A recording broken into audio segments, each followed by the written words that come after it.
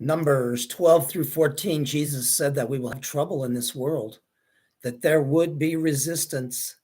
But he also said, be of good courage. In other words, be cheerfully confident in me, for I have overcome the world.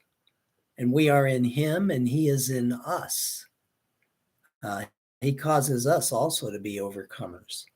After the people complained about not having any meat, now we see family jealousy creating trouble.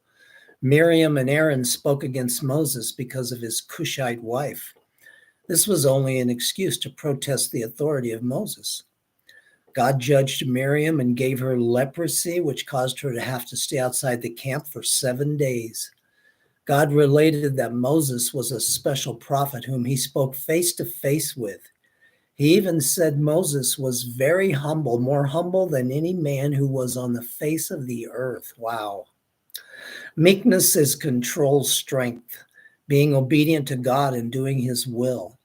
Humility is lack of self-sufficiency and relying on God. Moses graciously prayed for the Lord to forgive and heal Miriam. Israel has reached Kadesh Barnea, which borders the Promised Land. Deuteronomy reveals to us that it was Israel's idea to send spies into the land to check it out, to see if the facts supported what God had already promised. The spies found that the land was indeed a land flowing with milk and honey and impressive fruit. They also found fortified cities and large, intimidating people. Caleb said, we should by all means go up and take possession of it, for we will surely overcome it. Joshua agreed with him, but the men who had gone up with them said, we are not able to go up against the people, for they are too strong for us. Here we have the minority report that includes what God said, and the majority report which leaves God out of the picture. There are things in this world that can be intimidating and can sway our thinking if we rely on our own wisdom and strength. Bottom line is, what does God say, and do I live my life and make my decisions according to what God says? The Israelites grumbled against Moses and Aaron, claiming they had brought them here to die in the wilderness and were ready to stone them. They said it would be better to go back to Egypt. This represents people panicking when the walk of faith gets challenging and they return to the old life of sin. God was ready to destroy the Israelites, and yet Moses interceded for them. What a picture of our own bankruptcy before God and our awesome Jesus stepping in and interceding for us. The 10 spies who brought the bad report died by a plague. God promised that the current generation, those 20 years and older, would not enter the promised land because of their unbelief. They would wander in the wilderness for 40 years, 1 year for each day the spies were in the land, until this generation died off.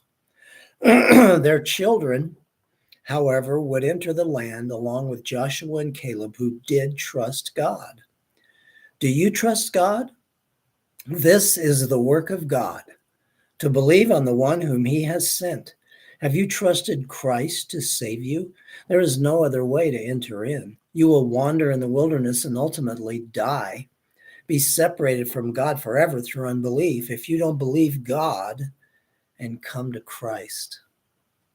Mark chapter 5, verses 21 through 43, the woman who had a hemorrhage for 12 years touched Jesus in a huge crowd, and power had gone out from him to her. Jesus knows when you are reaching out to him in faith and will honor it. Go ahead and reach out to him right now with whatever it is. He is big enough to know it and handle it in your life, my life, and everyone's life, all at the same time. Aren't you glad he's that big and can handle it all at the same time? Jesus healed the woman and told her that her faith had made her well, indicating not only physical healing, but being made whole by coming in faith to the Savior for salvation. Jesus moved forward from here to the synagogue official's home.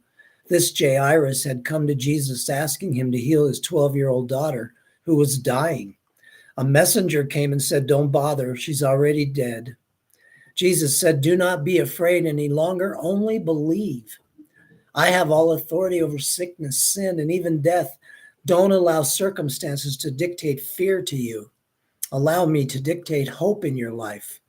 Jairus had just watched Jesus heal the woman, and surely this encouraged him. Is this passage encouraging you? When Jesus arrived, the mourners laughed at him when he said the little girl was only asleep. Sleep is temporary. And when Jesus is brought into the situation, everything is temporary. The circumstances in our lives right now are temporary. The Lord will make everything right in his perfect way and his perfect timing. The day will come when we will spend eternity with a perfect God in a perfect world, in a perfect body forever. Do not be afraid any longer, only believe.